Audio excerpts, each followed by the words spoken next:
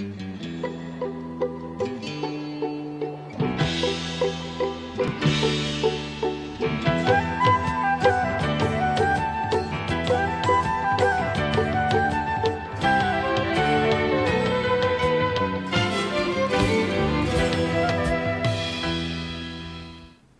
you for joining us. I'm Richard Peritz, and our guest today is the President Emeritus of Nova Southeastern University and past Chairman of the Broward School Board, Dr. Abe Fischler. He's regarded as the father of Nova for the pioneering spirit in taking NSU in Florida on a journey to become a national leader in distance learning. Dr. Fischler began his quest to improve the educational system through technology as a high school science teacher in New York, and he believes that every student must have curriculum delivered at a pace consistent with the student's individual needs and learning style. Dr. Fischler has always been involved in a number of causes and charities, in addition to his concern for Israel in an ever-changing Middle East, and he'll share his views on this following these messages. Healthcare costs are bankrupting America. The cause is federal overregulation. Unless a free market is restored, no one, including government, business, or individuals, will be able to afford the high cost of health care. My new book, Pharmocracy, exposes the corruption that causes needless suffering and death while our nation sinks into financial ruin. The solutions in this book can save Medicare and improve the lives of aging Americans. Pharmocracy provides an irrefutable basis to stop the suffocating impact of healthcare regulation. The benefit will be better medical technology at far lower prices. Fight back against corruption. Pharmocracy shows how we can tear down bureaucratic barriers that push healthcare costs beyond the reach of the American people. We can do it. This essential book is only $24, and you'll also receive a free subscription to Life Extension magazine. Get your book today.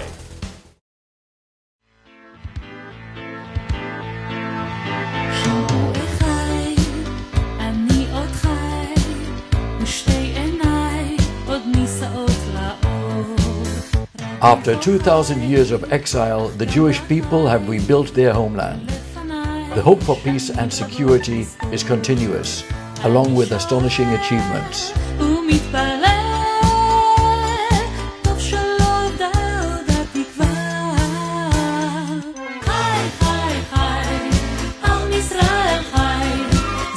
The world and Israel's neighbors have a lot to gain in mutual cooperation and peace.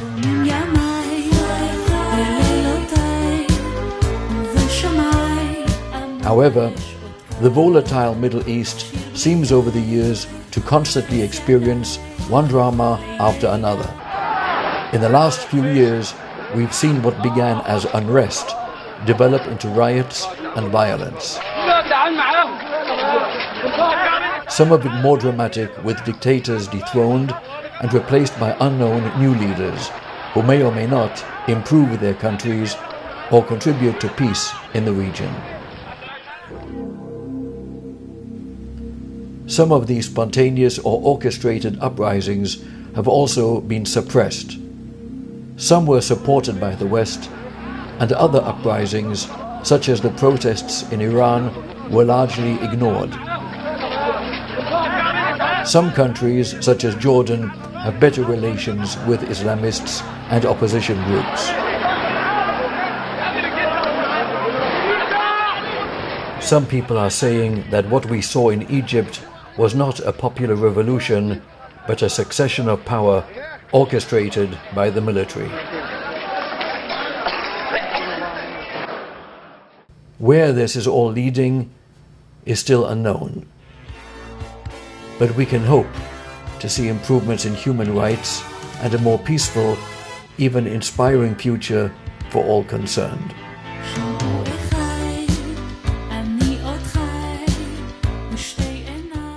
With us now is Dr. Abe Fischler. Abe, it's so good to have you back on the show. Good to be back, Richard. Good to see you, sir.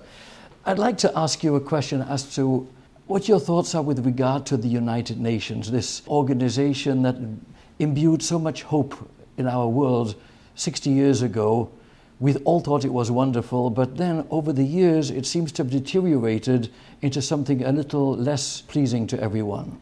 Well, what you have is more and more countries coming into the United Nations, actually countries that are small, African nations, some Middle Eastern countries, and they've distorted the power, except in the Security Council, where there is still some control, and the majority of countries are pro-Muslim, pro-Arab, and so they have a target called Israel, and that's the dominating influence on what's taking place. As you add more countries, it becomes even more difficult. Also, the democracies are becoming fewer in number, and we're getting more and more countries coming in that have never been democracies, and all of a sudden the people within the country are learning the advantages of a democracy, but the difficulty of functioning in a democracy, and you have all kinds of behavior patterns which are leading to the kinds of behaviors that the country can't survive. Yes, it's interesting to reflect on what people are calling the Arab Spring, this wave of change in the Middle East with these uprisings. And interesting also to note that when it occurred in Egypt, a moderate dictator, Mubarak, the West seemed to encourage his being removed, whereas a worse despot, that in Iran, Mahmoud Ahmadinejad, when there was an uprising there, the United States did not assist those who were demonstrating to overthrow that. Because we weren't sure. We were not sure, and we're still not sure. What's the composition of all those groups? And why are they fighting with one another? And third groups emerging. Who do you bet on? This brings to mind the word appeasement, and how before World War II, Neville Chamberlain thought it best to try to appease Hitler, but historically speaking, the question is, does appeasement work? What are your thoughts on that? Appeasement doesn't work. You saw that in the 1930s. It doesn't work, and it's not going to work now. People are not going to be satisfied with one slice of bread. They want to at least have a whole loaf, and so it's not going to stop. And people are more educated today than they were 30, 40, 50 years ago. More people read, more people understand what's going on in the world, more people want a better life for themselves and their children, and they're not going to be satisfied with an extra loaf of bread. And of course, education is a key and a great hope for a better world ahead. And it's such a tragedy. One looks at the resources of the Middle East, the wealth, the vast lands greater than the United States, and if the Arab countries would just utilize their resources and in a spirit of teamwork simply make peace and not waste money on weapons of destruction, but instead just build towns and homes and streets and hospitals and schools for their people, what a more beautiful Middle East we'd have today. Richard, you know power corrupts. When you have power, you're not prepared to give it up readily. And if your family has had the power, and now you have the power, and your children are living a beautiful life because of your position in the country, why would you want to give that up? Well, it is something, I suppose, an individual matter. Some individuals who have great success do great things with it, and I don't want to point fingers and mention names, but seated with me, Abe Fischler, you have a great track record of making wonderful things happen for so many thousands of people, yet it's never corrupted you. On a positive note, bringing us to your world, education, how do you see the changes that are occurring technologically in education, and how are we facing these challenges in the United States at this time? Well, we have now the class as a unit, and teachers tend to try to keep students together within the class so that they can vary the grades which students earn within a fixed time period. And we're finding that that's not working for about 30 to 40% of the populations. In fact, in Broward County, about 25% of ninth graders do not graduate, which means they're unfit to find decent work in the 21st century. And so we have to move the organization and structure so that inherent in its design is that each child is the class. I use that as a slogan because in the self-paced mode of using technology, I can keep track of the rate at which each child is learning. I could sit and help the child learn as he moves through the various modules. And I can also tell you what he knows and what he doesn't know, and have him learn what he doesn't know if what he doesn't know is essential. So that's done by the learning using technology. And I refer to that as a self-paced mode. So I could have 20 youngsters sitting in the class and the teacher walking around and helping each youngster as the youngster moves through, patting a youngster on the back, saying, great, sitting down with a youngster that needs some help, while the rest of the class is all involved in doing that kind of an activity. And it's a self-paced mode. So we can say that every child will learn through algebra, but some will get there in 9 years, some will get there in 10 years, some will get there in 11 years, and some will take 12 years to do what others can do in 9 years. But that's okay. I'm not going to punish him. He learns at a rate which is comfortable for him or her, and that we can do, and teachers can do that. But they have to have confidence that the children are learning and sequentially learning and doing the work, etc. So at the end of each module, we can give a test to that particular student, see how well the student is doing, and if the child missed something, we can help the child overcome that, and he moves through.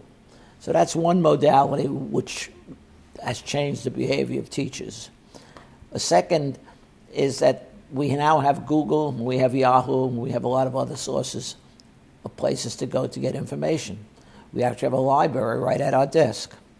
So I have a teaching tool that I can now use not only as a tool for self-learning, but as a tool to do research.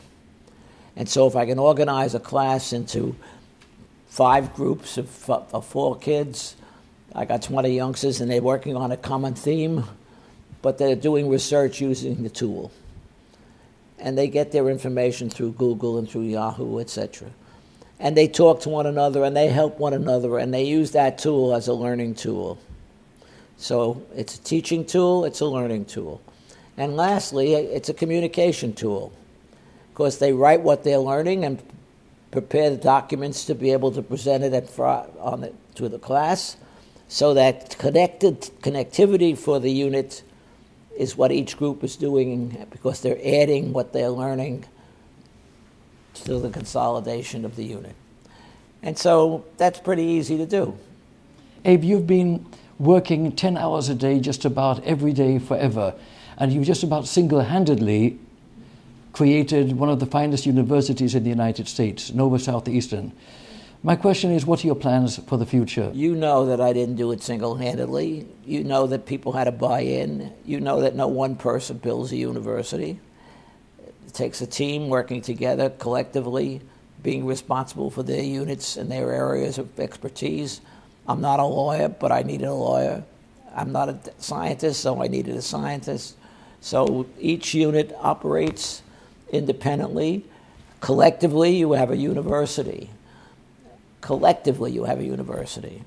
And the one thing in common within a university is the student. That's what you're there for.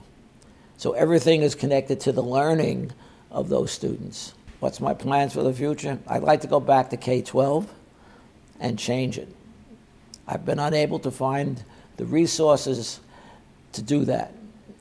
But if I were asked how I'd like to spend the next 5 years of my life, I'm telling you that I would like to spend it changing public education so that every child is the class and every child can succeed, because I'll provide the tools and the time for that child to succeed. And I have no doubt you will achieve that, because there's no stopping Dr. Abe Fischler. A real pleasure having you. A real pleasure having you on the show. I'll be right back.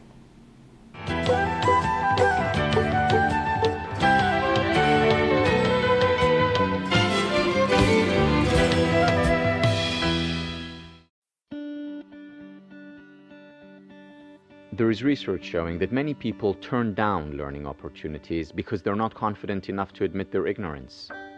A confident person is not afraid to think critically, ask questions, and be open to multiple answers. This is in essence the Jewish approach to learning, and it's part of how we branch out into the world. Israeli scientist Dan Shechtman is not happy. The recently announced winner of the Nobel Prize in Chemistry thinks that the Israeli education system is failing at securing the next generation of scientists. What doesn't work well, on the average, is the education before the university. And in order to have a system in which high school graduates are excellent candidates for the university, you need to start very early. Speaking at a press conference with foreign journalists, Shechtman went on to advocate for higher teacher salaries. If you don't pay well, then people seek other positions. A teacher in Israel cannot support a family. In other countries, some of them, a teacher has a prestige, has a good salary, and he or she can support a family. Shechtman is the 10th Israeli to win a Nobel Prize, the 4th in the chemistry category. He explained why he thought there are so many Nobel Prize winners in such a small country. We are free thinkers. This is the Israeli spirit. People think freely. Sometimes it leads to chaos because everybody has his own idea on everything. But free thinking encourages successful scientists. And what does Shechtman plan on doing with the $1.5 million prize money? The money will be dedicated to education, totally. In 1964, only 16 years after the creation of the State of Israel, the International Association of Educational Evaluation conducted its first comparative study of educational achievement in Israel. Israel ranked first place in mathematics, ahead of countries such as Sweden, Britain, and Japan. In 2006, when the OECD conducted an equivalent study, Israel had fallen dramatically to 40th place out of 57 in mathematics, and in the bottom 30% for science. How is this possible for a country that has had 5 Israeli Nobel Science laureates?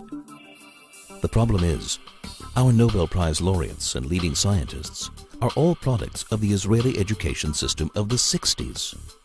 And that system has lost the relative advantage that it had in the first decade since statehood. And as we move further away from the center of the country, the situation gets worse, as this is where many low-income families, and particularly the new immigrant population, are living. At this rate, a decade from now, we may not have any new Nobel laureates. We may not have a leading high-tech industry. We may not have a leading scientific and research community. And even worse, the dangers of a weak educational system can seriously affect the technological supremacy of the IDF, putting the whole country at risk. But what caused Israel's education to go downhill so quickly? A combination of several factors. The erosion of infrastructure, the brain drain of quality teachers, slashing of school hours to below the necessary minimum. These are the economic side effects of Israel's heavy investment in defense and security. Something drastic has to be done. Minister of Education Professor Yuli Tamir turned to us in 2006, asking if we can help remedy this dire situation by providing cutting-edge technology to Israel's schools, and at the same time to provide the teachers with intensive training so that they can use the new technology. In response, World Orт created Kadima Mada, Science Journey, and launched a pilot program introducing smart classes into 6 schools in the periphery of Israel. The goal was to turn these schools into the highest achieving schools in the country.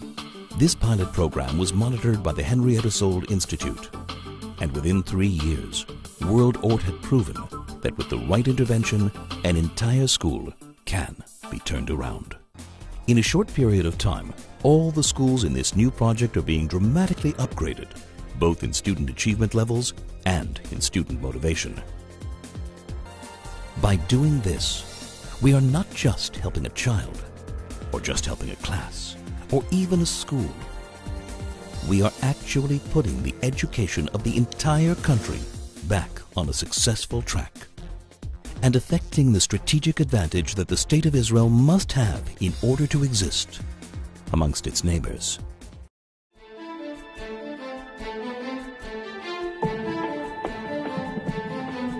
The Middle East stands at a fateful crossroads, for an epic battle is now underway between tyranny and freedom.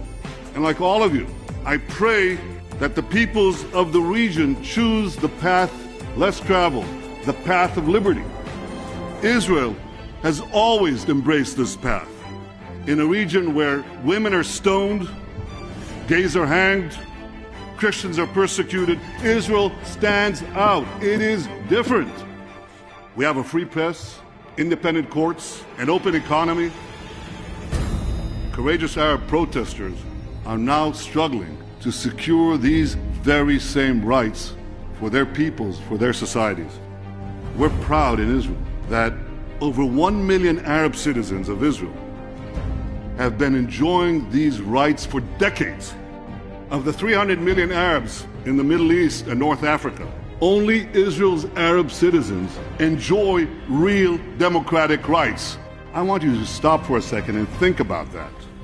Of those 300 million Arabs, less than 0.5% are truly free, and they're all citizens of Israel.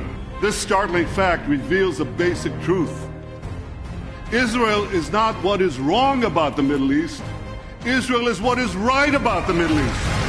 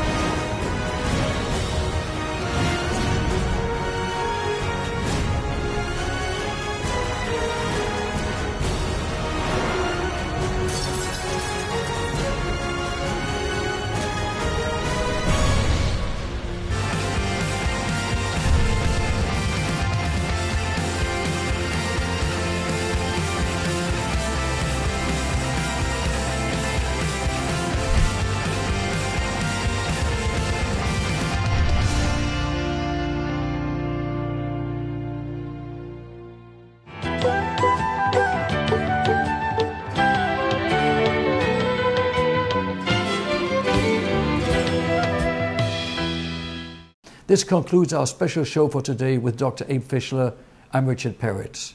Thank you for being with us.